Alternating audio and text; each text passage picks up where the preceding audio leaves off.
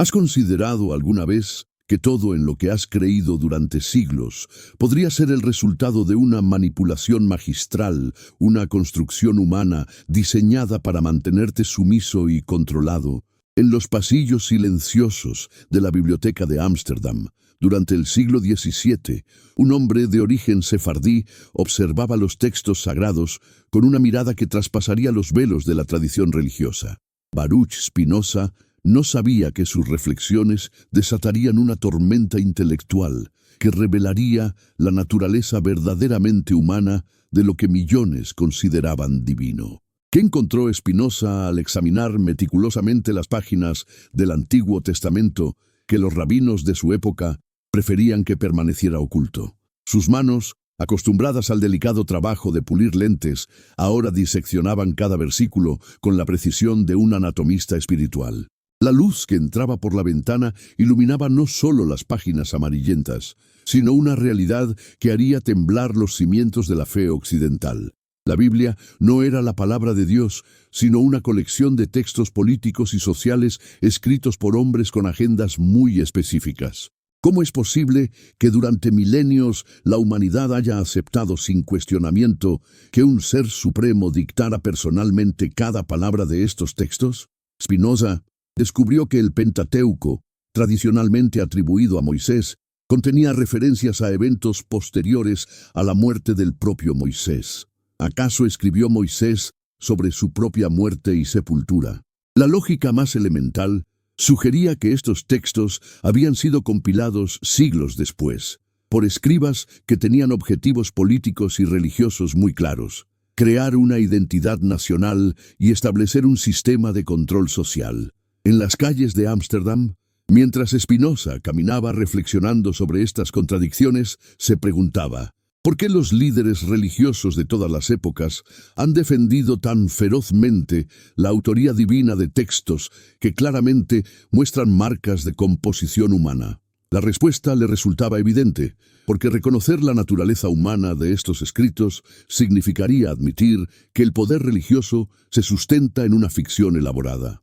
El filósofo se detuvo frente a una sinagoga, observando a los fieles que entraban para sus oraciones matutinas. ¿Cuántos de ellos habían examinado realmente los textos que veneraban? ¿Cuántos se habían preguntado por qué Dios aparece descrito de maneras tan contradictorias a lo largo de las Escrituras? En el Génesis, Dios camina por el jardín del Edén como un ser físico, buscando a Adán y Eva como si no supiera dónde estaban. ¿Es esta la descripción de un ser omnisciente y omnipresente, o más bien el retrato antropomórfico de una deidad creada a imagen y semejanza del hombre? Spinoza había comenzado a comprender que cada cultura había creado dioses que reflejaban sus propias características sociales y psicológicas. Los dioses guerreros surgían en sociedades militaristas, los dioses comerciales en culturas mercantiles, y los dioses patriarcales en sociedades dominadas por estructuras familiares autoritarias. ¿No era evidente entonces que el Dios bíblico, con sus celos, iras y demandas de obediencia absoluta, reflejaba perfectamente las estructuras de poder de las sociedades del Medio Oriente antiguo?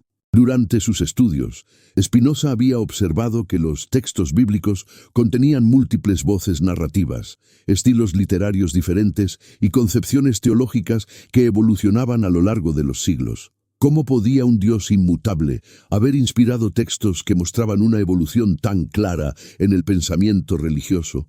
La respuesta era simple, pero revolucionaria. Porque estos textos no eran inspiraciones divinas, sino el producto de tradiciones orales, redacciones posteriores y reinterpretaciones políticas realizadas por sacerdotes y escribas que buscaban legitimizar su autoridad.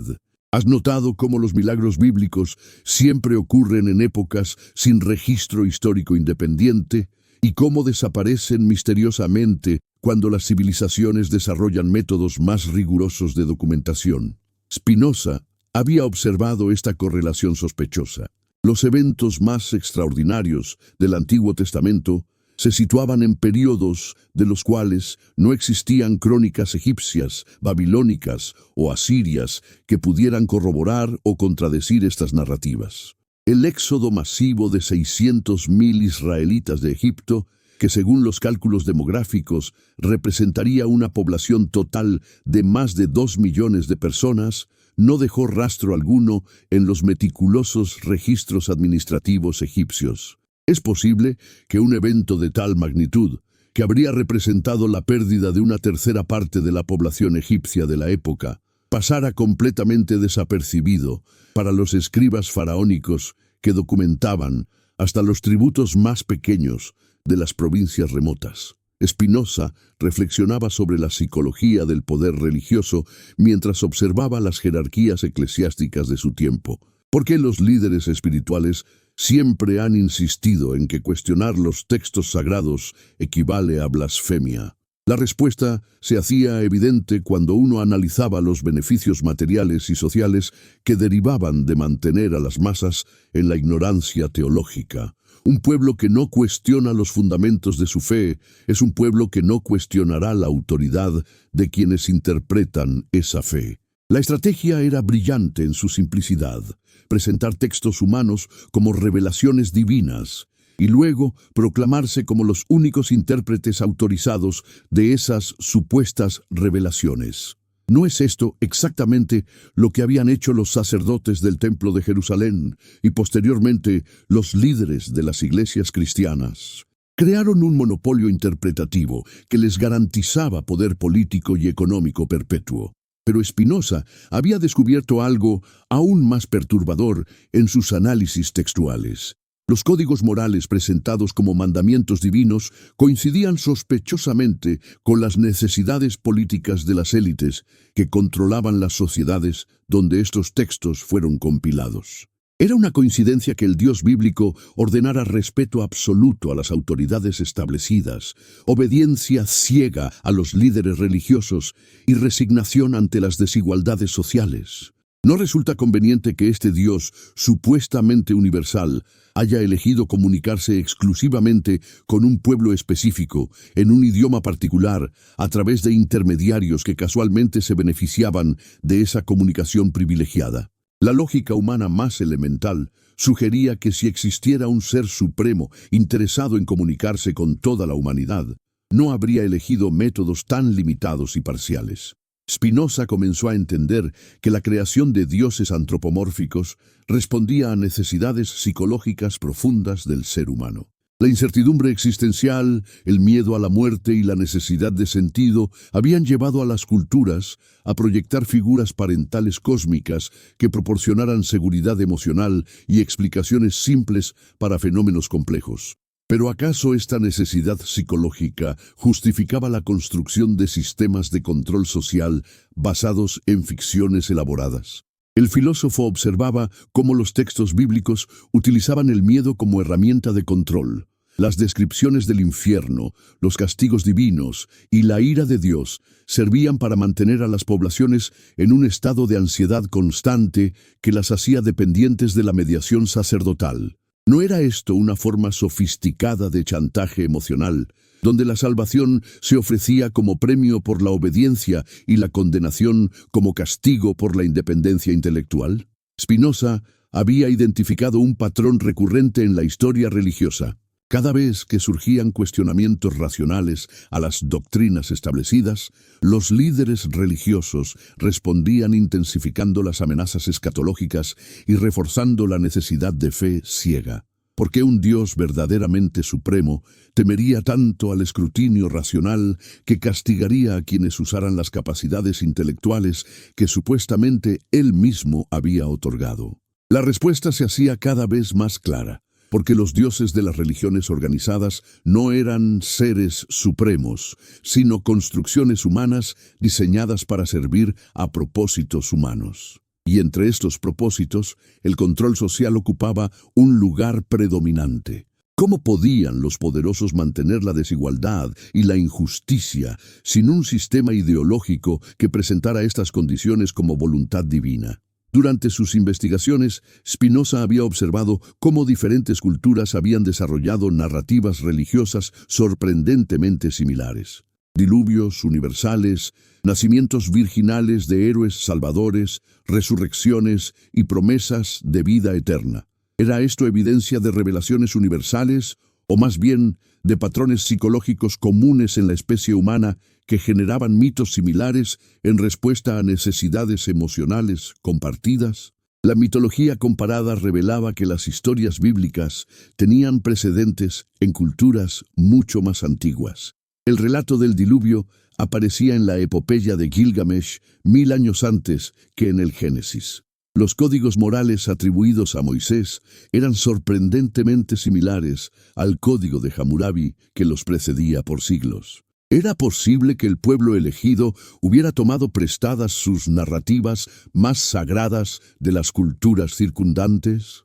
Spinoza reflexionaba sobre las implicaciones de estos descubrimientos mientras contemplaba el atardecer desde su ventana. Si la Biblia era realmente una compilación de tradiciones humanas, mitos antiguos y códigos sociales adaptados, ¿qué significaba esto para la civilización occidental que había construido sus fundamentos morales y legales sobre estos textos? ¿Estaba toda una civilización edificada sobre una ilusión elaborada?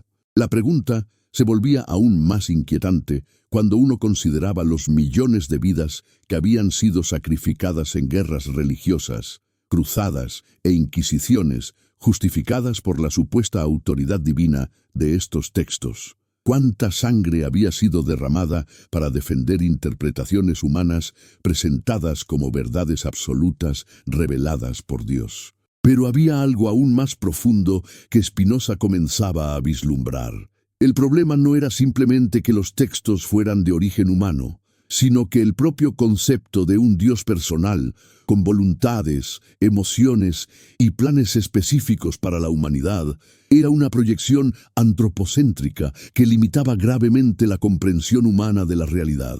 ¿Por qué el universo infinito tendría que estar gobernado por un ser que pensara y actuara como los humanos, solo que con poderes amplificados? Spinoza comenzaba a intuir que la verdadera blasfemia no era cuestionar los textos sagrados, sino limitar la realidad infinita a las pequeñas concepciones humanas de divinidad. ¿No era más reverente reconocer que el universo era inmensamente más vasto y misterioso de lo que cualquier texto religioso podría contener? En lugar de pretender que libros escritos por pastores nómadas contenían la verdad completa sobre la existencia. La noche caía sobre Ámsterdam y Spinoza sabía que sus reflexiones lo estaban llevando por un camino sin retorno. Una vez que se reconocía la naturaleza humana de los textos sagrados, todo el edificio de la religión organizada comenzaba a tambalearse. ¿Pero acaso no era preferible vivir con la incertidumbre de la verdad que con la falsa seguridad de ilusiones elaboradas? Las implicaciones se extendían mucho más allá de la teología. Si los textos religiosos eran construcciones humanas diseñadas para el control social, ¿qué otras instituciones y tradiciones que la humanidad consideraba sagradas e incuestionables podrían ser igualmente construcciones artificiales diseñadas para servir a intereses específicos? Spinoza se encontraba al borde de una comprensión que revolucionaría no solo la teología, sino toda la comprensión humana del poder, la autoridad y la verdad. ¿Te has preguntado alguna vez por qué las revelaciones divinas siempre parecen coincidir perfectamente con los prejuicios y limitaciones de las épocas en las que supuestamente fueron recibidas? En la silenciosa biblioteca donde Spinoza continuaba sus investigaciones, esta pregunta resonaba con una fuerza perturbadora. Los textos que la humanidad veneraba como palabras eternas de Dios mostraban claramente las marcas de su tiempo. Concepciones cosmológicas primitivas, estructuras sociales arcaicas y conocimientos científicos limitados. El Génesis presentaba un universo de apenas unos miles de años de antigüedad, con la Tierra como centro de la creación y las estrellas como simples decoraciones nocturnas. ¿Era posible que un ser supremo, creador de galaxias incontables, hubiera inspirado una cosmología tan limitada? La respuesta obvia era que estos textos reflejaban el conocimiento disponible para sus autores humanos, no la sabiduría infinita de un creador universal. Spinoza había observado que las leyes morales supuestamente reveladas por Dios reflejaban perfectamente las estructuras patriarcales y tribales de las sociedades del Medio Oriente antiguo. Las mujeres eran tratadas como propiedades. La esclavitud era regulada pero no prohibida, y las órdenes de exterminio de pueblos enteros eran presentadas como mandatos divinos. ¿Era este realmente el código moral de un ser supremo de amor infinito? ¿O más bien el reflejo de sociedades humanas primitivas que proyectaban sus valores limitados hacia una figura divina? La evidencia se acumulaba de manera implacable. Los milagros bíblicos seguían patrones que coincidían sospechosamente con las necesidades políticas y sociales de quienes los relataban. Las plagas de Egipto servían para demostrar la superioridad del Dios israelí sobre las divinidades egipcias. La división del Mar Rojo proporcionaba una salida dramática para un pueblo en fuga. La provisión de maná en el desierto resolvía el problema logístico de alimentar a una multitud en tierras áridas. ¿Era todo esto evidencia de intervención divina, o más bien de narrativas elaboradas retrospectivamente para dar sentido religioso a eventos históricos complejos? Spinoza reflexionaba sobre la psicología de la creencia mientras observaba a los fieles que se dirigían a sus templos. ¿Por qué la mente humana se aferraba tan desesperadamente a explicaciones sobrenaturales cuando las explicaciones naturales eran mucho más coherentes y elegantes? La respuesta parecía residir en la necesidad humana de sentirse especiales, elegidos y protegidos por fuerzas superiores que se preocuparan específicamente por su bienestar. Pero esta necesidad psicológica tenía un precio terrible. Al proyectar hacia el cosmos sus anhelos de protección y significado, los seres humanos habían creado sistemas de creencias que los mantenían en un estado de dependencia infantil.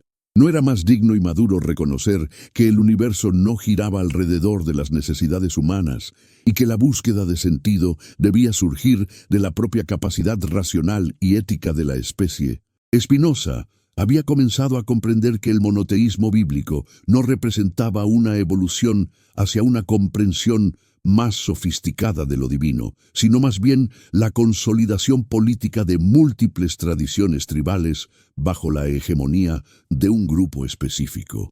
El Dios de Israel incorporaba características de deidades anteriores. La creatividad de él, la guerra de Yahvé y la justicia de otros dioses regionales. ¿No era esto evidencia de que incluso el supuesto monoteísmo era en realidad una síntesis humana de tradiciones religiosas preexistentes? La arqueología emergente comenzaba a revelar que los israelitas no habían sido un pueblo único que entró dramáticamente en Canaán, sino más bien grupos diversos de origen local que gradualmente desarrollaron una identidad común a través de narrativas compartidas. ¿Cómo podían ser el pueblo elegido de Dios si ni siquiera constituían una entidad étnica homogénea, sino más bien una confederación de tribus unidas por conveniencia política y supervivencia económica?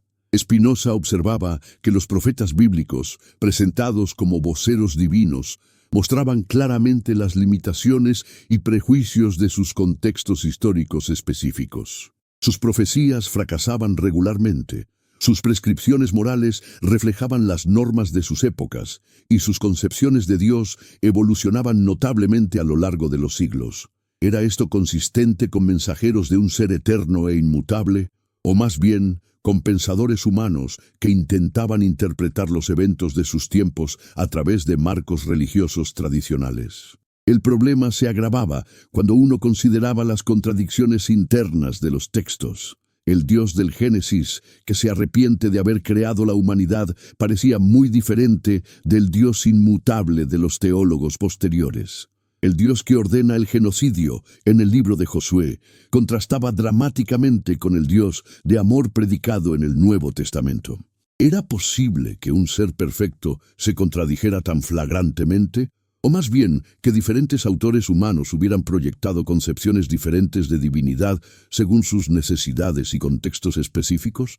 Spinoza había identificado un patrón recurrente. Cada vez que los textos bíblicos abordaban temas que requerían conocimiento técnico específico, mostraban las limitaciones científicas de sus épocas. Las referencias a astronomía, medicina, geología y biología eran consistentemente primitivas y frecuentemente erróneas. ¿Por qué un Dios omnisciente habría inspirado textos que contenían información científica tan limitada y frecuentemente incorrecta? La respuesta se volvía evidente cuando uno reconocía que estos textos habían sido escritos por seres humanos que compartían las limitaciones intelectuales de sus contemporáneos.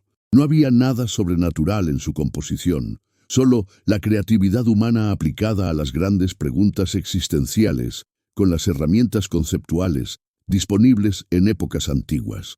Pero Spinoza había comenzado a vislumbrar algo aún más profundo y perturbador. El problema no era simplemente que los textos bíblicos fueran de origen humano, sino que la propia idea de revelación divina a través de textos escritos era filosóficamente problemática. ¿Por qué un Dios infinito e inmaterial elegiría comunicarse a través de símbolos lingüísticos finitos que requerían interpretación humana? ¿No era más lógico que la verdadera divinidad, si existía, se revelara a través de las leyes naturales del universo que podían ser comprendidas mediante la razón? Esta comprensión llevaba a Spinoza hacia una concepción radicalmente diferente de lo divino. En lugar de un Dios personal que intervenía caprichosamente en la historia humana, comenzaba a intuir una realidad divina que se expresaba de manera consistente y comprensible a través de las leyes naturales. ¿No era más reverente reconocer lo sagrado en la elegancia matemática del universo que en las narrativas contradictorias de textos antiguos? El filósofo se daba cuenta de que esta perspectiva tenía implicaciones revolucionarias para la ética humana. Si no existían mandamientos divinos revelados a través de textos sagrados, ¿cómo debían los seres humanos determinar lo correcto y lo incorrecto? La respuesta parecía residir en el uso de la razón para comprender las consecuencias de las acciones humanas y desarrollar principios éticos basados en el bienestar común y la flourishing humana. Spinoza reflexionaba sobre la ironía de la situación.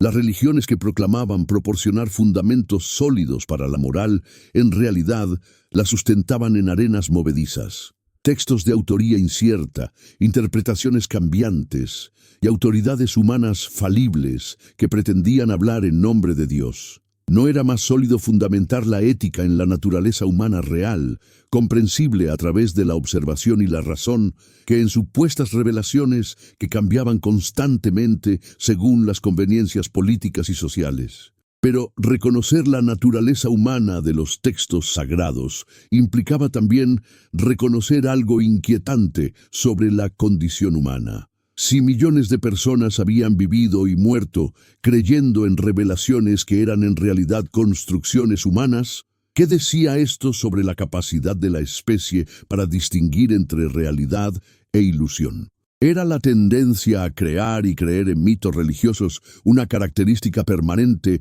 de la psicología humana, o podía ser superada a través de la educación y el desarrollo de la razón crítica? Spinoza observaba las multitudes que se congregaban en las iglesias y sinagogas de Ámsterdam y se preguntaba cuántas de esas personas estarían dispuestas a examinar críticamente las bases de sus creencias más preciadas. ¿Acaso la mayoría de los seres humanos prefería la comodidad de la certeza ilusoria a la incomodidad de la búsqueda honesta de la verdad? Y si era así, ¿qué esperanza había de que la humanidad algún día madurara más allá de la necesidad de dioses antropomórficos y textos sagrados? La pregunta se volvía aún más perturbadora cuando Spinoza consideraba el papel de las élites intelectuales y religiosas. Muchos de los líderes espirituales más sofisticados de su época claramente reconocían las limitaciones y contradicciones de los textos que proclamaban como revelaciones divinas. ¿Por qué entonces continuaban promoviendo interpretaciones literales que ellos mismos sabían que eran insostenibles? La respuesta parecía residir en los beneficios materiales y sociales que derivaban de mantener a las masas en la ignorancia religiosa. Esto revelaba una dimensión aún más perturbadora del problema. No se trataba simplemente de que los textos religiosos fueran de origen humano, sino de que las élites que conocían esta realidad deliberadamente mantenían a las poblaciones en la ignorancia para preservar sus posiciones de poder. ¿Era esta una forma de parasitismo intelectual, donde unos pocos se beneficiaban de la credulidad de muchos?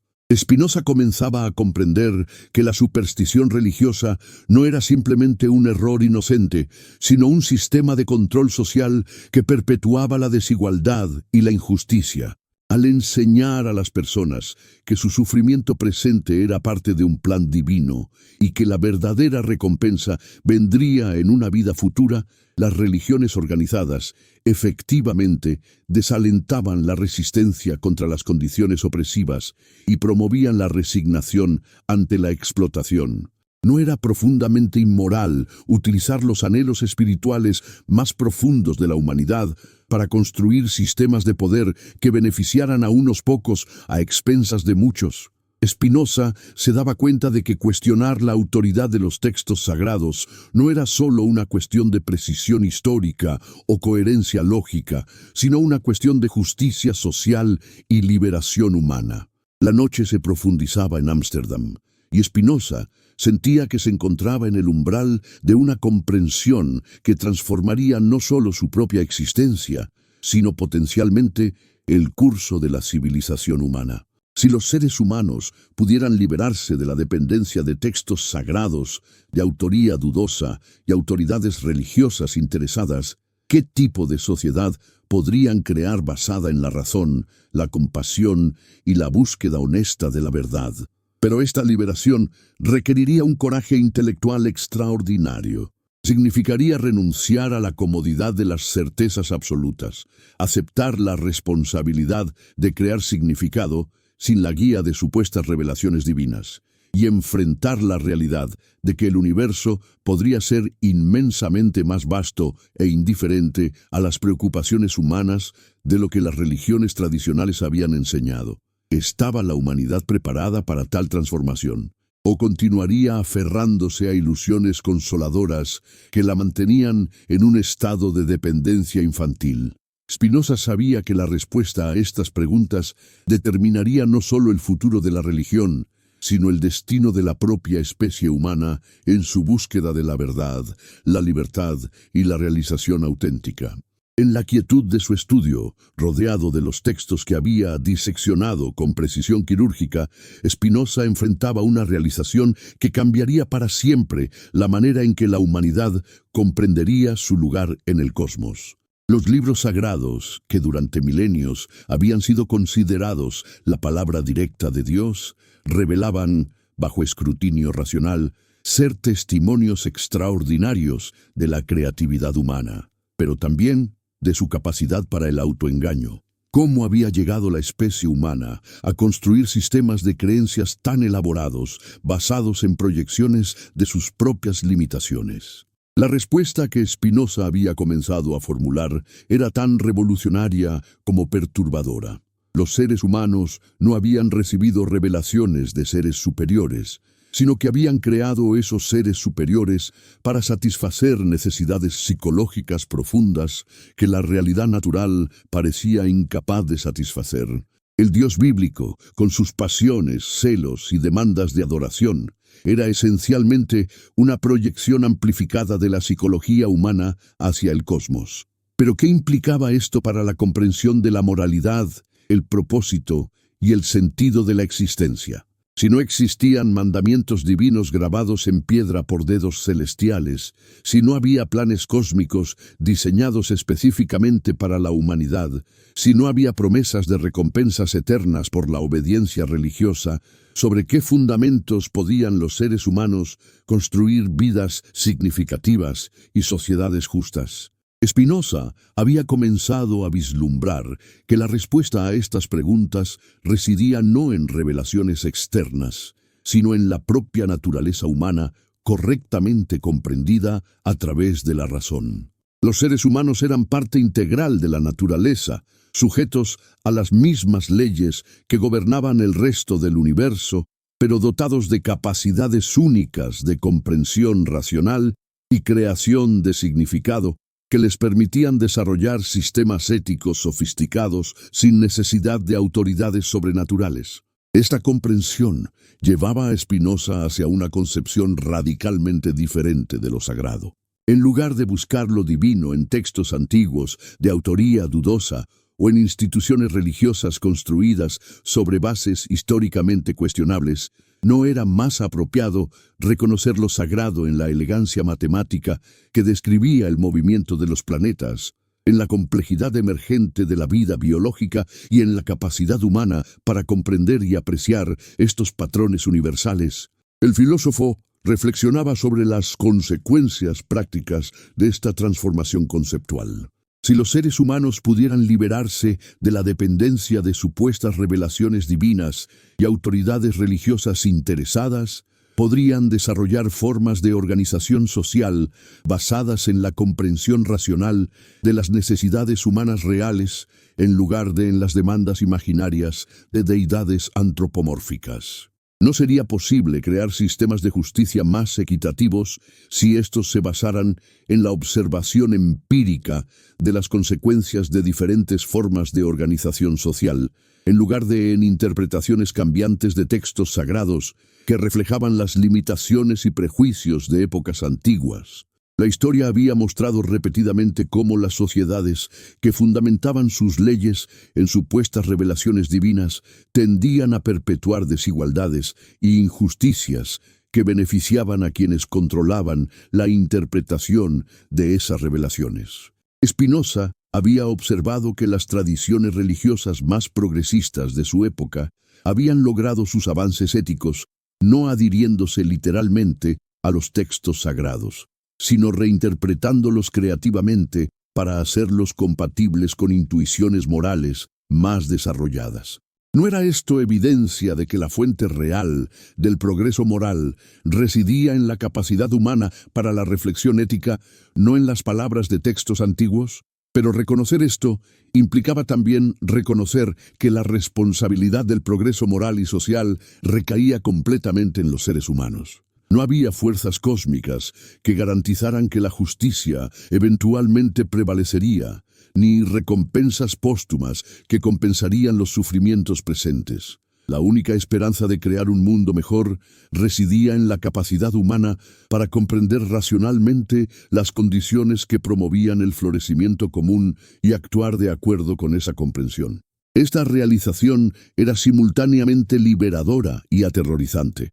Liberadora porque significaba que los seres humanos no estaban condenados a perpetuidad a las limitaciones y prejuicios de textos antiguos, sino que podían desarrollar formas más sofisticadas de comprensión ética, basadas en el conocimiento acumulado de las generaciones. Aterrorizante, porque significaba que no había garantías cósmicas de que este progreso ocurriría, ni redes de seguridad sobrenaturales que compensarían los fracasos humanos. Spinoza se daba cuenta de que la humanidad se encontraba en un momento crucial de su desarrollo intelectual. Las herramientas de la razón crítica habían alcanzado un nivel de sofisticación que permitía examinar rigurosamente las bases de las tradiciones religiosas más veneradas. Pero ¿tendría la especie el coraje colectivo necesario para actuar basándose en las conclusiones de este examen crítico? ¿O continuaría aferrándose a ilusiones consoladoras que la mantenían en un estado de inmadurez intelectual? La pregunta se volvía especialmente urgente cuando Spinoza consideraba el papel de las instituciones educativas. Las escuelas y universidades de su época continuaban enseñando cosmologías bíblicas que la astronomía había demostrado erróneas, historias sagradas que la investigación crítica había revelado problemáticas, y sistemas morales basados en autoridades cuya legitimidad había sido seriamente cuestionada. ¿Cómo podía la humanidad desarrollar su potencial intelectual si sus instituciones educativas principales continuaban perpetuando conocimiento obsoleto? Spinoza reconocía que el problema era particularmente complejo, porque las tradiciones religiosas no eran simplemente sistemas de creencias erróneas, sino que también habían servido como repositorios de sabiduría moral, cohesión social y consuelo psicológico para millones de personas a lo largo de los siglos. ¿Cómo podían los seres humanos preservar estos aspectos beneficiosos de las tradiciones religiosas mientras abandonaban sus elementos supersticiosos e históricamente insostenibles? La respuesta parecía requerir una transformación fundamental en la manera de conceptualizar lo espiritual. En lugar de buscar conexión con lo trascendente a través de la adoración de deidades antropomórficas, ¿no sería más auténtico cultivar un sentido de reverencia hacia el misterio y la elegancia del universo natural? En lugar de buscar propósito en planes cósmicos diseñados específicamente para la humanidad, ¿no sería más maduro crear propósito a través de la dedicación al florecimiento común y la expansión del conocimiento? Spinoza había comenzado a vislumbrar que esta transformación no significaría el fin de la espiritualidad, sino su evolución hacia formas más sofisticadas y auténticas. Una espiritualidad basada en la comprensión racional del lugar de la humanidad en el cosmos, en lugar de en proyecciones antropocéntricas hacia figuras divinas imaginarias, podría ser más profundamente satisfactoria y moralmente generativa que las tradiciones religiosas basadas en supuestas revelaciones. Pero implementar esta visión requeriría no solo valentía intelectual individual, sino también transformaciones sociales y políticas profundas. Los sistemas de poder existentes dependían en gran medida de la legitimidad que derivaban de su supuesta sanción divina. ¿Cómo reaccionarían las élites religiosas y políticas cuando se vieran enfrentadas con análisis críticos que cuestionaban los fundamentos históricos y filosóficos de su autoridad? La historia había mostrado que quienes se beneficiaban de sistemas basados en la ignorancia y la superstición raramente renunciaban voluntariamente a sus privilegios cuando esos sistemas eran expuestos como fraudulentos. ¿Estaría dispuesta la humanidad a enfrentar los conflictos que inevitablemente surgirían cuando las masas comenzaran a reconocer que habían sido mantenidas en dependencia intelectual por instituciones que se beneficiaban de esa dependencia? Spinoza sabía que estas preguntas no tenían respuestas fáciles, pero también reconocía que evitar el enfrentamiento con estas cuestiones significaría condenar a las generaciones futuras a continuar viviendo bajo sistemas de control basados en ilusiones elaboradas. ¿No tenían las generaciones presentes la responsabilidad moral de soportar las dificultades de la transición hacia formas más maduras de comprensión, para que sus descendientes pudieran vivir en sociedades basadas en la razón y la honestidad intelectual?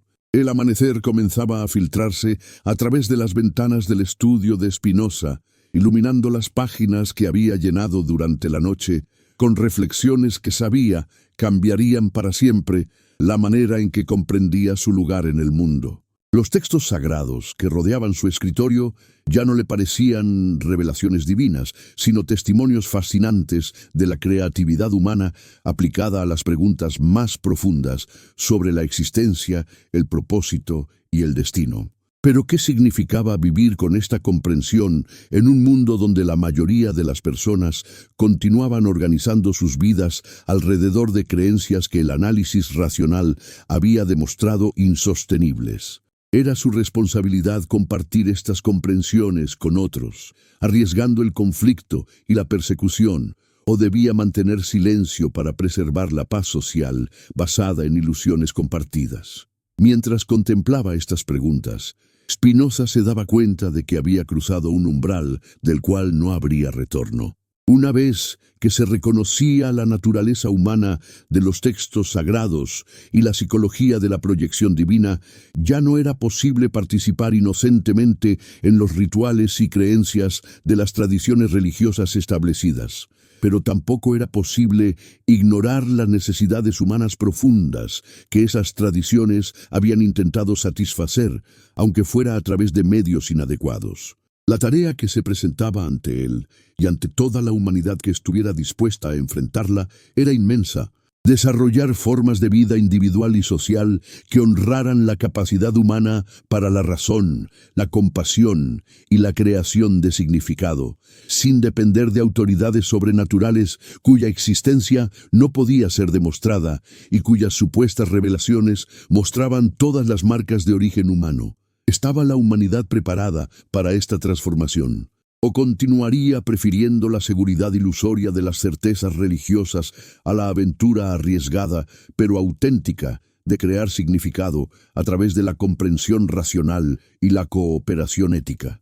Spinoza sabía que la respuesta a estas preguntas determinaría no solo su propio destino, sino el futuro de la especie humana en su evolución hacia formas más maduras de conciencia y organización social. En el silencio de la mañana temprana, con la luz del día iluminando gradualmente los contornos de una nueva comprensión, Spinoza se preparaba para enfrentar las consecuencias de haber descubierto que los dioses de la humanidad eran, después de todo, creaciones demasiado humanas, diseñadas para servir propósitos muy específicos en la compleja historia del poder y el control social. La verdadera pregunta ya no era si estos descubrimientos eran correctos, sino si la humanidad tendría el coraje de actuar basándose en su significado profundo. La mañana encontró a Spinoza enfrentando una realidad que transformaría para siempre no solo su comprensión del mundo, sino la de cualquier mente dispuesta a seguir el hilo de la razón hasta sus conclusiones más perturbadoras. ¿Cómo podía continuar su investigación sabiendo que cada descubrimiento lo alejaría más de las consoladoras certezas que habían sostenido a la humanidad durante milenios? La respuesta residía en algo que había comenzado a cristalizarse durante sus reflexiones nocturnas. La comprensión de que la verdad, por incómoda que fuera, representaba el único fundamento sólido sobre el cual la humanidad podía construir una existencia auténtica.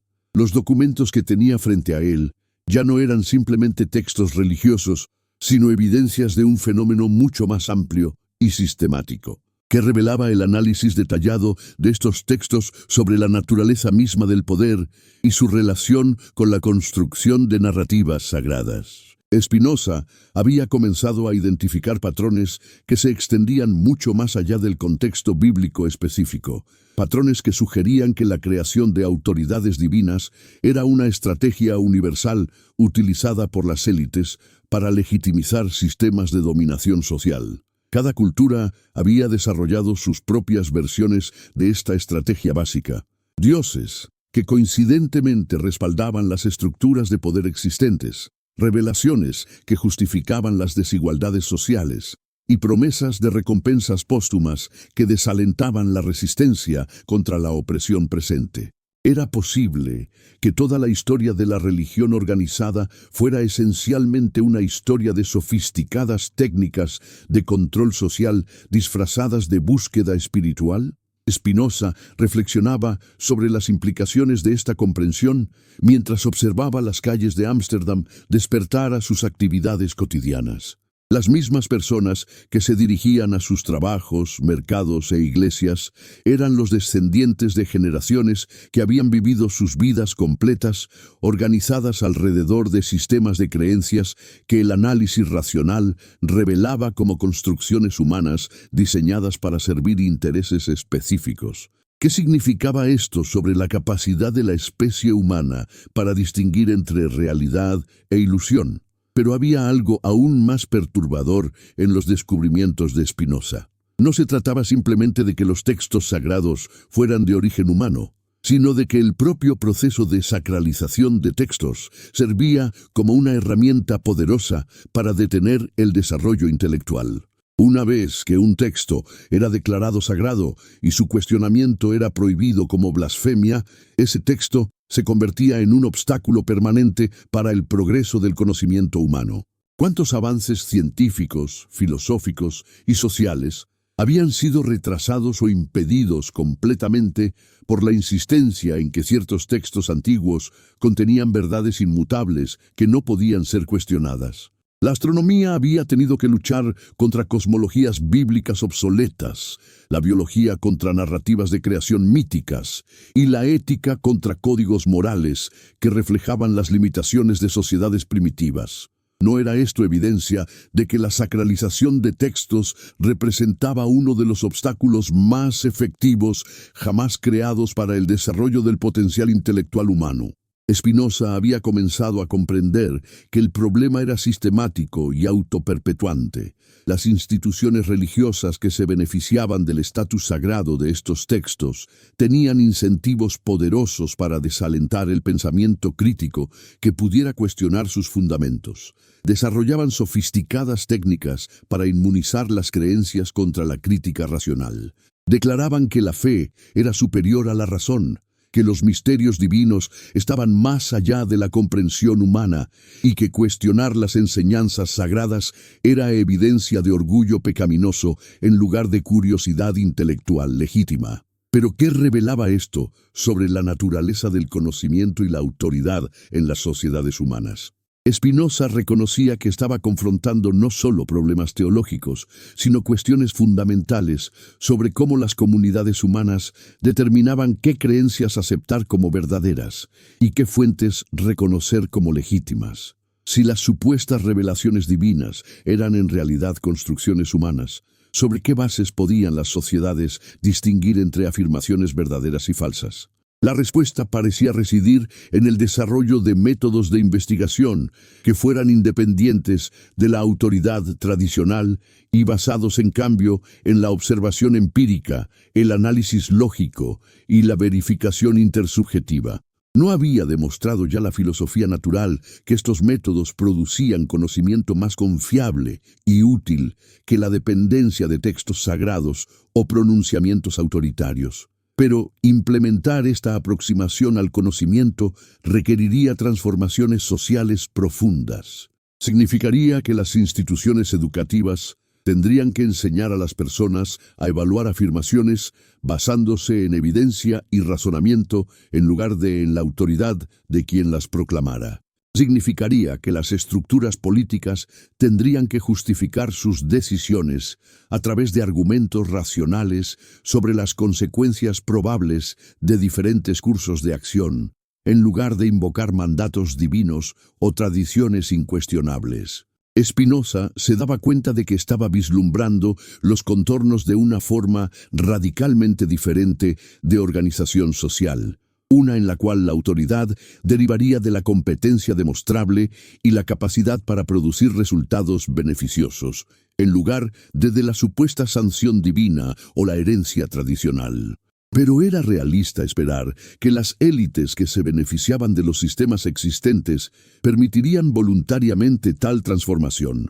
La historia sugería que los cambios fundamentales en las estructuras de poder raramente ocurrían sin conflicto significativo. Quienes controlaban instituciones basadas en la autoridad religiosa tenían demasiado que perder para permitir que el análisis crítico de sus fundamentos procediera sin resistencia. ¿Cómo podrían los defensores del pensamiento racional navegar los conflictos que inevitablemente surgirían cuando comenzaran a cuestionar públicamente las bases de las instituciones más poderosas de sus sociedades? Spinoza reflexionaba sobre estrategias para promover el pensamiento crítico sin provocar represalias que pudieran destruir las posibilidades de progreso futuro. Era posible desarrollar formas de educación que cultivaran gradualmente las capacidades racionales de las personas, sin confrontar directamente las creencias religiosas que proporcionaban estabilidad psicológica y cohesión social. O requería la liberación intelectual auténtica, un enfrentamiento directo con las ilusiones consoladoras, independientemente de las consecuencias perturbadoras. Estas preguntas se volvían aún más complejas cuando Spinoza consideraba las necesidades emocionales reales que las religiones tradicionales habían intentado satisfacer. Los seres humanos realmente necesitaban sentido de propósito, esperanza frente a la adversidad y conexión con algo más grande que sus preocupaciones inmediatas. ¿Cómo podrían estas necesidades ser satisfechas de manera auténtica si las respuestas tradicionales se basaban en ilusiones que el análisis racional había expuesto como insostenibles? La respuesta parecía requerir el desarrollo de formas alternativas de espiritualidad y significado que fueran compatibles con la comprensión racional del mundo. En lugar de buscar propósito en planes cósmicos diseñados específicamente para la humanidad, ¿No sería posible encontrar propósito en la participación consciente en los procesos creativos del universo? En lugar de buscar inmortalidad personal a través de promesas religiosas cuestionables, ¿no sería más auténtico buscar una forma de inmortalidad a través de contribuciones al progreso del conocimiento y el bienestar humano que continuarían beneficiando a las generaciones futuras? Spinoza había comenzado a vislumbrar que esta transformación en la comprensión no solo era posible, sino que podría producir formas de satisfacción espiritual más profundas y duraderas que las basadas en creencias religiosas tradicionales. Una espiritualidad basada en la comprensión racional de la interconexión de todos los fenómenos naturales, incluyendo los seres humanos, podría proporcionar tanto sentido de propósito como reverencia hacia el misterio, sin requerir la aceptación de afirmaciones históricamente cuestionables sobre intervenciones sobrenaturales. Pero desarrollar esta alternativa requeriría no solo trabajo intelectual individual, sino también la creación de comunidades e instituciones que pudieran sostener y transmitir estas formas más maduras de comprensión. ¿Cómo podrían tales comunidades establecerse y prosperar en sociedades dominadas por instituciones comprometidas con la perpetuación de formas más primitivas de pensamiento? La pregunta se volvía especialmente urgente cuando Spinoza consideraba las generaciones futuras. Los niños que crecían en su época estaban siendo educados en sistemas de creencias que el análisis crítico había demostrado problemáticos. ¿Qué responsabilidad tenían los adultos que habían desarrollado comprensiones más sofisticadas de garantizar que las generaciones futuras tuvieran acceso a formas más auténticas de educación espiritual e intelectual? Spinoza reconocía que responder a esta pregunta requería no solo claridad intelectual, sino también coraje moral considerable.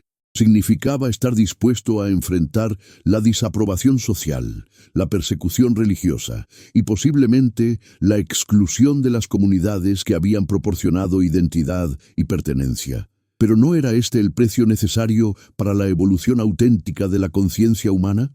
Mientras reflexionaba sobre estos desafíos, Spinoza se daba cuenta de que había llegado a comprender algo fundamental sobre la naturaleza del progreso humano. Los avances más significativos en la comprensión requerían no solo inteligencia y curiosidad, sino también la disposición a abandonar ilusiones consoladoras en favor de verdades incómodas. ¿Era esta disposición algo que podía ser cultivado sistemáticamente o dependía de características psicológicas raras que solo aparecían ocasionalmente en la población humana? La observación de sus contemporáneos sugería que la mayoría de las personas preferían la certeza ilusoria a la incertidumbre honesta, incluso cuando esa certeza se basaba en fundamentos obviamente cuestionables. ¿Pero era esta preferencia una característica permanente de la naturaleza humana, o más bien el resultado de formas deficientes de educación que podrían ser mejoradas a través de métodos pedagógicos más sofisticados? Spinoza había comenzado a sospechar que la capacidad para el pensamiento crítico era mucho más común de lo que las instituciones tradicionales sugerían, pero que esta capacidad era sistemáticamente suprimida a través de técnicas educativas que enfatizaban la memorización y la obediencia en lugar del análisis y la evaluación independiente. ¿Qué podría lograr la humanidad si las instituciones educativas estuvieran diseñadas para cultivar la curiosidad intelectual y el pensamiento crítico en lugar de la conformidad doctrinal? Esta pregunta llevaba a Spinoza a considerar las posibilidades transformadoras de formas alternativas de educación. ¿Cómo serían las escuelas que enseñaran a los estudiantes a evaluar afirmaciones basándose en evidencia en lugar de autoridad, que cultivaran la apreciación por la incertidumbre como una oportunidad para la investigación adicional en lugar de como una amenaza que debía ser eliminada a través de la fe ciega? Pero crear tales instituciones requeriría superar la resistencia de poderosos intereses establecidos que se beneficiaban del mantenimiento de poblaciones intelectualmente dependientes. ¿Cómo podrían los reformadores educacionales navegar los conflictos políticos que inevitablemente surgirían cuando comenzaran a implementar currícula que desarrollaran la autonomía intelectual en lugar de la obediencia doctrinal? Spinoza reflexionaba sobre la ironía de la situación. Las mismas capacidades racionales que podían liberar a la humanidad de la dependencia de autoridades cuestionables, también revelaban la magnitud de los obstáculos que se interponían en el camino hacia esa liberación. ¿Era esto razón para el desaliento? ¿O más bien evidencia de que la tarea era aún más urgente de lo que inicialmente había parecido? Mientras contemplaba las complejidades de estos desafíos, Spinoza comenzaba a comprender que su investigación sobre la naturaleza humana de los textos bíblicos había abierto cuestiones que se extendían mucho más allá de la teología, hacia los fundamentos mismos de la organización social humana. No se trataba simplemente de corregir errores específicos sobre la autoría de textos antiguos, sino de transformar la manera fundamental en que las sociedades humanas se relacionaban con el conocimiento, la autoridad y la verdad. ¿Estaba la humanidad preparada para una transformación de tal magnitud?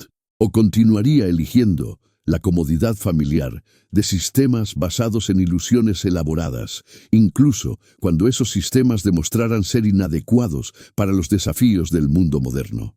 Spinoza sabía que las respuestas a estas preguntas determinarían no solo el futuro de la religión y la filosofía, sino el destino de la especie humana en su evolución hacia formas más maduras de conciencia y cooperación. En la quietud de su estudio, rodeado de textos que ya no podía leer con los ojos de la fe tradicional, Spinoza se preparaba para la siguiente fase de su investigación. Había establecido que los textos sagrados eran construcciones humanas diseñadas para servir propósitos sociales y políticos específicos.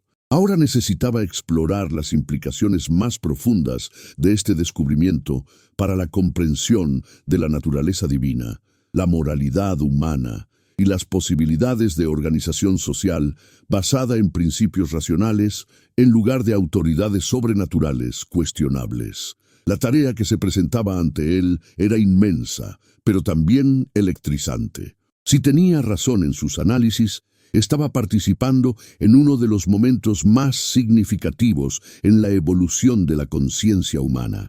El momento en que la especie comenzaba a madurar, más allá de la necesidad de dioses antropomórficos y autoridades religiosas, hacia formas de comprensión basadas en la observación directa de la realidad y la aplicación rigurosa de la razón. Pero ¿cuáles serían las consecuencias prácticas de tal transformación? ¿Cómo cambiarían las sociedades humanas cuando las bases religiosas tradicionales de la moralidad y la autoridad política fueran reemplazadas por fundamentos racionales? ¿Y qué resistencias enfrentarían quienes intentaran implementar estas transformaciones en un mundo dominado por instituciones comprometidas con la perpetuación de formas más primitivas de pensamiento? Estas preguntas definirían el próximo capítulo de la investigación de Spinoza, un capítulo que lo llevaría aún más profundamente hacia territorios intelectuales que pocos de sus contemporáneos estaban preparados para explorar. Pero sabía que no tenía alternativa. Una vez que había comenzado a ver la realidad detrás de las ilusiones religiosas tradicionales, ya no podía participar honestamente en la perpetuación de esas ilusiones, independientemente de las consecuencias personales que pudiera enfrentar. La luz del día se intensificaba en su estudio, iluminando no solo las páginas de sus investigaciones, sino también los contornos de una comprensión que transformaría para siempre la manera en que entendía su lugar en el cosmos. Los dioses de la humanidad eran demasiado humanos, los textos sagrados demasiado obviamente productos de su tiempo y lugar, y las autoridades religiosas demasiado claramente interesadas en beneficios materiales para continuar sirviendo como fundamentos adecuados para la vida humana, en un mundo donde la razón había comenzado a revelar los mecanismos reales de la naturaleza. ¿Qué vendría después de esta gran desilusión? ¿Qué formas de comprensión y organización social podrían emerger una vez que la humanidad reconociera completamente la naturaleza humana de sus tradiciones más sagradas? Spinoza sabía que explorar estas preguntas lo llevaría hacia territorios aún más controversiales, pero también hacia posibilidades de liberación humana que las generaciones anteriores apenas habían podido imaginar. El camino hacia adelante era incierto y probablemente peligroso, pero la alternativa, perpetuar sistemas basados en ilusiones que el análisis honesto había expuesto como insostenibles, era tanto intelectualmente deshonesta como moralmente irresponsable. ¿No tenía cada generación la obligación de transmitir a sus sucesores la comprensión más auténtica posible de la realidad, independientemente de cuán incómoda pudiera ser esa comprensión? Con esta convicción, Spinoza se preparaba para continuar su investigación hacia conclusiones que sabía conmoverían no solo sus propias creencias más fundamentales, sino potencialmente las de toda la civilización occidental. La pregunta ya no era si los textos sagrados eran de origen divino o humano. Esa cuestión había sido resuelta definitivamente por el análisis crítico. La pregunta ahora era: ¿qué tipo de mundo podría crear la humanidad una vez que reconociera completamente las implicaciones de esta comprensión? ¿Qué significaba vivir con la comprensión de que todo el edificio de la civilización occidental había sido construido sobre fundamentos que el análisis racional había demostrado ilusorios? En la soledad de su estudio, mientras las sombras del atardecer comenzaban a alargarse sobre las páginas de sus investigaciones, Spinoza enfrentaba la realización más perturbadora de todas. No solo los textos sagrados eran construcciones humanas, sino que el propio concepto de un Dios personal que intervenía en los asuntos humanos era una proyección psicológica que había adquirido poder político precisamente porque satisfacía necesidades emocionales profundas que la realidad aparentemente no podía satisfacer. ¿Pero qué revelaba esto sobre la naturaleza misma de la realidad divina?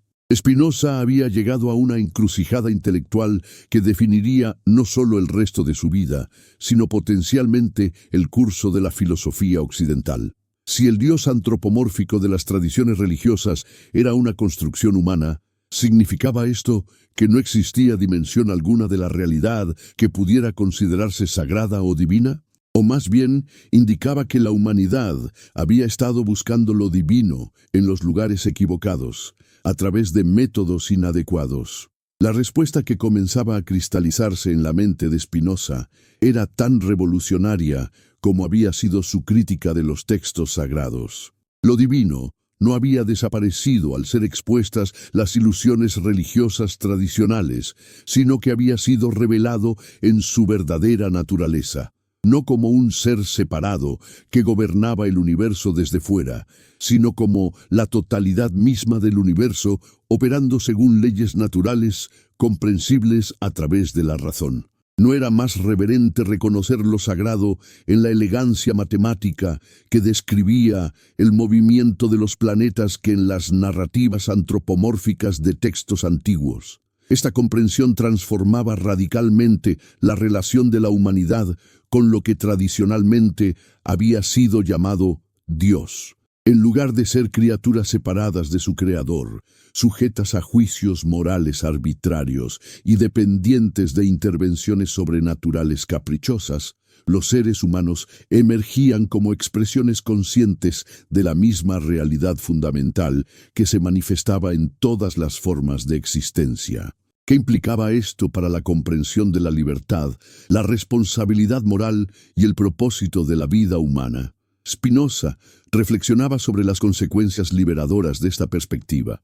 Si los seres humanos eran parte integral de la naturaleza divina, en lugar de criaturas caídas que necesitaban redención externa, entonces su tarea no era someterse a autoridades sobrenaturales cuestionables, sino desarrollar al máximo sus capacidades naturales para la comprensión, la creatividad y la cooperación. ¿No era esto una base más sólida para la ética que los mandamientos arbitrarios atribuidos a deidades antropomórficas? Pero esta comprensión también planteaba desafíos profundos para las nociones tradicionales de moralidad. Si no existían mandamientos divinos grabados en piedra por dedos celestiales, si no había autoridades sobrenaturales que castigaran el mal y recompensaran el bien, ¿sobre qué fundamentos podrían los seres humanos distinguir entre acciones correctas e incorrectas? ¿Conduciría el reconocimiento de la naturaleza humana de los códigos morales tradicionales hacia el relativismo ético o hacia formas más sofisticadas de comprensión moral? Spinoza había comenzado a vislumbrar que la respuesta residía en la comprensión racional de la naturaleza humana y las condiciones que promovían el florecimiento tanto individual como colectivo. Los seres humanos tenían necesidades reales que podían ser identificadas a través de la observación empírica. Necesidad de seguridad física, desarrollo intelectual, conexión emocional, expresión creativa y sentido de propósito. No era posible desarrollar principios éticos basados en la promoción de estas necesidades reales, en lugar de en la obediencia a supuestos mandatos divinos. Esta aproximación a la ética tenía la ventaja de ser tanto más honesta intelectualmente que los sistemas tradicionales basados en autoridades cuestionables, como más flexible y adaptable a las circunstancias cambiantes. En lugar de adherirse rígidamente a códigos morales desarrollados en contextos históricos específicos, las sociedades podrían evaluar continuamente sus prácticas éticas basándose en sus consecuencias observables para el bienestar humano. ¿No era esto más consistente con la capacidad humana para el aprendizaje y el progreso moral? Pero implementar tal aproximación requeriría transformaciones fundamentales en las instituciones educativas, legales y políticas de la sociedad. ¿Cómo podrían las escuelas enseñar principios éticos basados en la razón y la observación en lugar de en la autoridad religiosa? ¿Cómo podrían los sistemas legales justificar sus códigos sin invocar sanción divina? ¿Y cómo podrían las estructuras políticas derivar legitimidad sin reclamar mandatos sobrenaturales?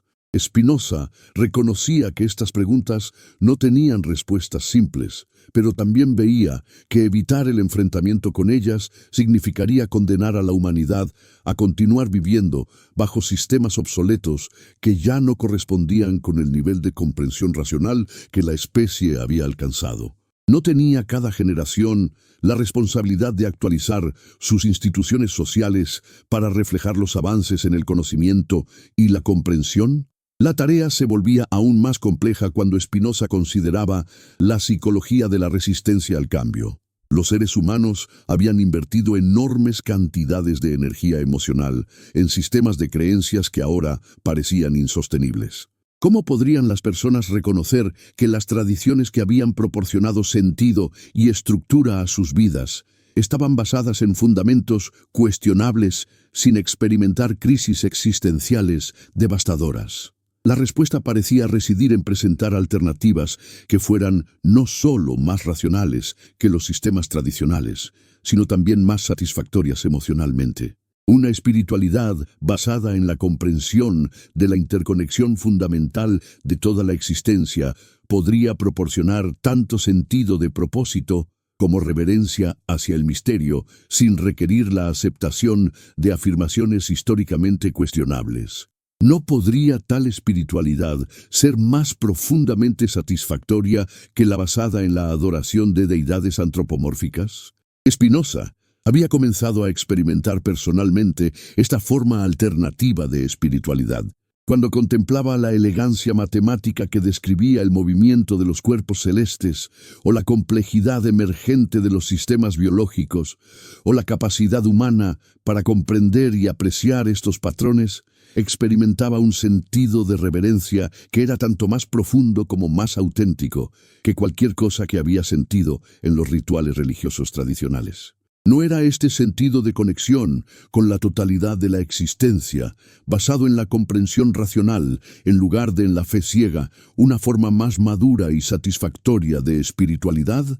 Y si era así, ¿por qué la humanidad había tardado tanto en desarrollarla?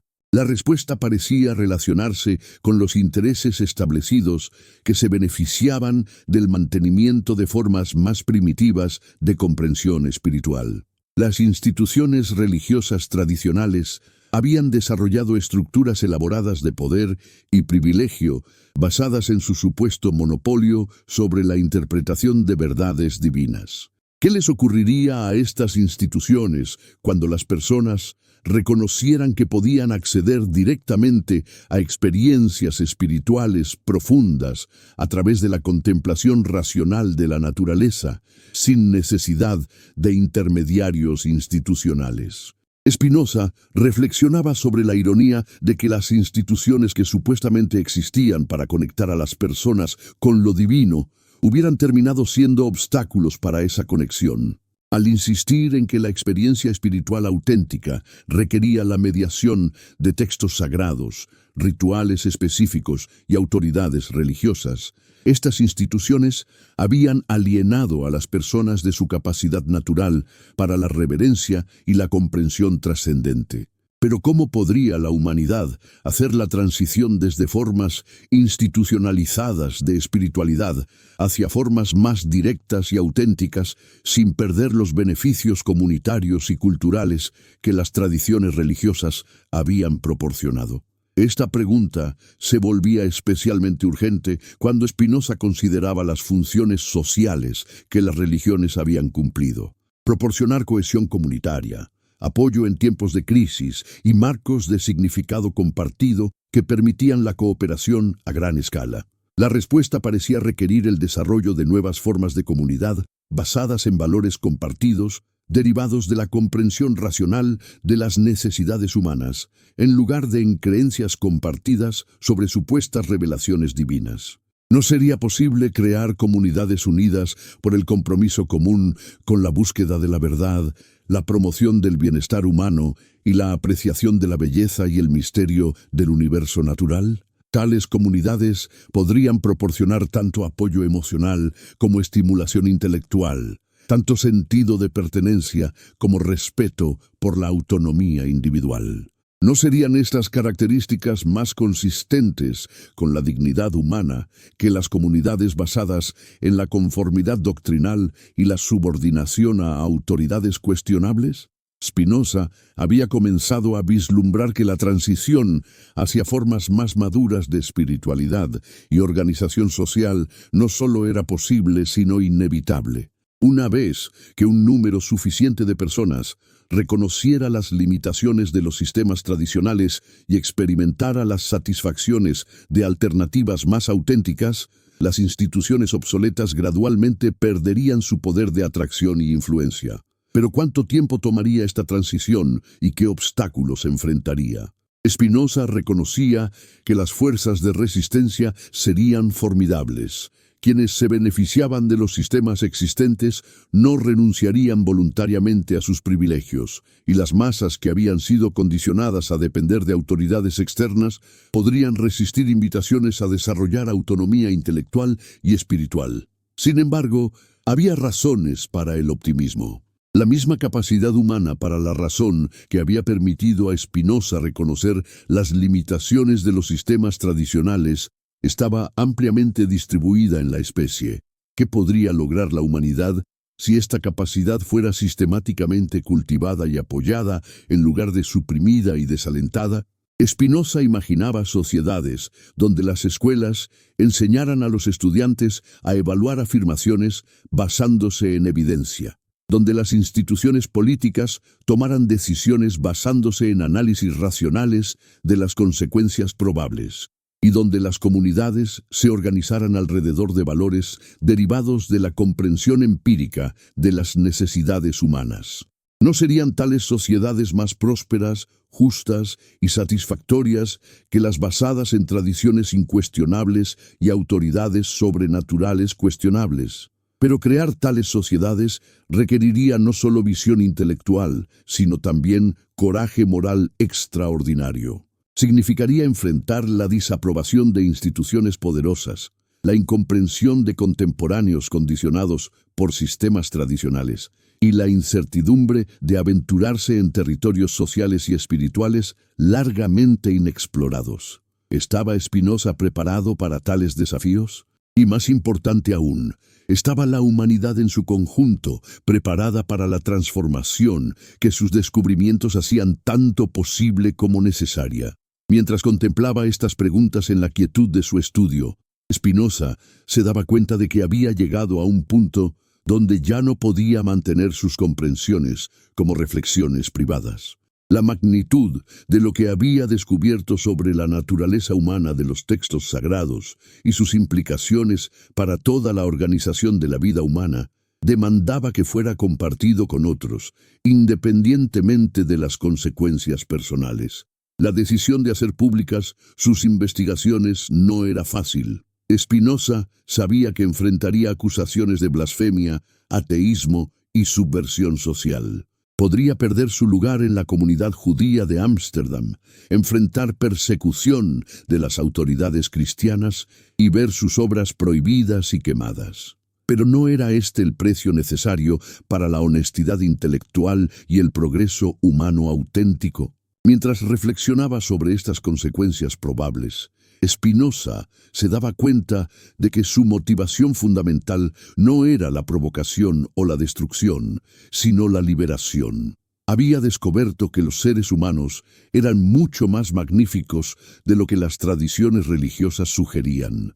No criaturas caídas que necesitaban salvación externa, sino expresiones conscientes de la realidad fundamental del universo, dotadas de capacidades extraordinarias para la comprensión, la creatividad y la cooperación. ¿No merecía la humanidad conocer esta verdad sobre su propia naturaleza? ¿No tenía derecho a liberarse de sistemas de control basados en ilusiones elaboradas y desarrollar formas de vida más consistentes con su dignidad real? Y si las generaciones presentes no tenían el coraje de enfrentar estas verdades incómodas, ¿no tenían al menos la obligación de preservar estas comprensiones para generaciones futuras que podrían estar más preparadas para actuar basándose en ellas? Con estas convicciones, Spinoza comenzó a preparar sus pensamientos para la publicación. No sería una tarea fácil. Tendría que presentar ideas revolucionarias de maneras que fueran tanto rigurosas intelectualmente como sensibles a las limitaciones psicológicas de sus contemporáneos. Tendría que anticipar objeciones y malentendidos, proporcionar argumentos detallados para conclusiones controvertidas y ofrecer alternativas constructivas a los sistemas que estaba criticando. Pero sobre todo, tendría que encontrar maneras de comunicar que su objetivo no era destruir todo lo que la humanidad había considerado sagrado, sino revelar lo verdaderamente sagrado que había estado oculto bajo capas de superstición y manipulación institucional. El universo era inmensamente más vasto, elegante y misterioso de lo que cualquier tradición religiosa había imaginado. Los seres humanos eran participantes conscientes en procesos creativos de una magnificencia que trascendía las pequeñas concepciones de dioses antropomórficos. ¿No eran estas realizaciones razones para la celebración en lugar de para el desaliento? Spinoza sabía que tendría que ser paciente. Las transformaciones en la comprensión humana raramente ocurrían de la noche a la mañana. Requerían generaciones de trabajo educativo, experimentación social y refinamiento gradual de ideas y prácticas. Pero ¿no era cada paso en esta dirección una contribución valiosa al eventual florecimiento de la humanidad? Mientras preparaba sus primeros escritos públicos, Spinoza reflexionaba sobre el legado que esperaba dejar. No quería ser recordado como alguien que había destruido las ilusiones consoladoras de la humanidad, sino como alguien que había ayudado a revelar realidades aún más consoladoras e infinitamente más auténticas. Quería que las generaciones futuras reconocieran que el universo era su hogar verdadero, que su capacidad para la razón y la compasión los conectaba profundamente con todos los otros seres conscientes, y que su responsabilidad era contribuir al florecimiento común a través del desarrollo y aplicación de sus talentos únicos. ¿Era esta una visión utópica y irrealizable? o representaba el próximo paso natural en la evolución de la conciencia humana. Spinoza había llegado a creer que la segunda alternativa era más probable. Los mismos procesos que habían llevado a la humanidad desde la superstición primitiva hacia formas más sofisticadas de comprensión religiosa podrían eventualmente llevarla más allá de la necesidad de religiones hacia formas directas de espiritualidad racional. En la quietud de la noche, mientras completaba las páginas que sabía cambiarían para siempre la relación de la humanidad con sus tradiciones más sagradas, Spinoza experimentaba una profunda sensación de paz. Había dedicado su vida a la búsqueda honesta de la verdad, y esa búsqueda lo había llevado a comprensiones que eran tanto más rigurosas intelectualmente como más satisfactorias espiritualmente que cualquier cosa que las tradiciones religiosas de su época pudieran ofrecer.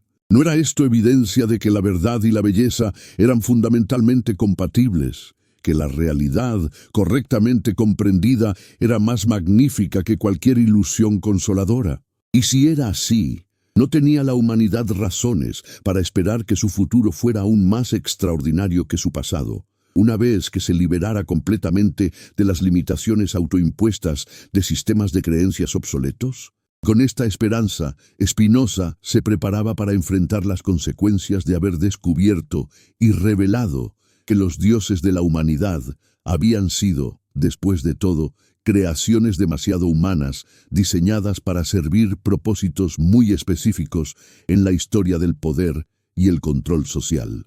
La verdadera divinidad era inmensamente más vasta y más presente de lo que cualquier tradición religiosa había imaginado, y la verdadera dignidad humana residía en la participación consciente en esa divinidad a través del desarrollo de las capacidades racionales y creativas que eran la herencia natural de toda la especie.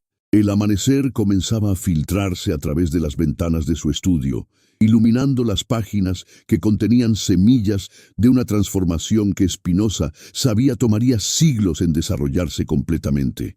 Pero sabía también que había plantado esas semillas en suelo fértil, la capacidad humana inextinguible para reconocer la verdad cuando finalmente se presentaba sin disfraz ni ornamento. ¿Acaso no era esta capacidad en sí misma evidencia de que la humanidad estaba destinada para algo mucho más magnífico que la sumisión perpetua a autoridades cuestionables y textos de origen dudoso?